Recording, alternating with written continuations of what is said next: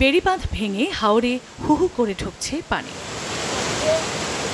বৃহস্পতিবার সুনামগঞ্জের জগন্নাথপুর উপজেলার পাইলগাঁও এলাকা দিয়ে বাঁধ ভেঙে হাওরে পানি প্রবেশ করে। ছোট বড় ১৩৭টি হাওরে পানি বাড়ায় বন্যা আতঙ্কে ভুগছেন বাসিন্দারা। যে ঘরবাড়ি আছে সবই ডুবে যাবে, এই পশু আছে ওগুলো অবস্থা খুব খারাপ হবে। বাচ্চা কাচ্চা লইয়া গরু বাছুর ছাগি মেরা লইয়া এগুলো লইয়া আমরা কই যাই। রাস্তাঘাট সব ডুবাই দিছে। তো নদীর পানি যদি এখন আসে তাহলে আমাদের অবস্থা খুবই খারাপ। সুরমা নদীর পানি বিপদসীমার ১৭ সেন্টিমিটার নিচ দিয়ে প্রবাহিত হচ্ছে। তবে সদর উপজেলার দুটি ইউনিয়নে সড়কের ১০ কিলোমিটার অংশ পানিতে তলিয়ে গেছে। এদিকে সিলেটের নদীর পানি উঁচু জায়গা থেকে নেমে গেলেও নিম্নাঞ্চলের কিছু কিছু জায়গায় এখনো জলাবদ্ধতা রয়ে গেছে।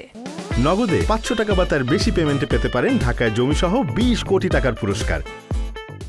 কোমর পর্যন্ত পানি ছিল, কিছুটা কমছে, কিন্তু এখনো ঘরের পানি কমছে না।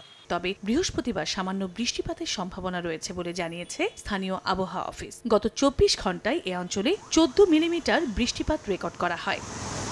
চন্দ্রা বিশ্বাস, ববি, সময় সংবাদ।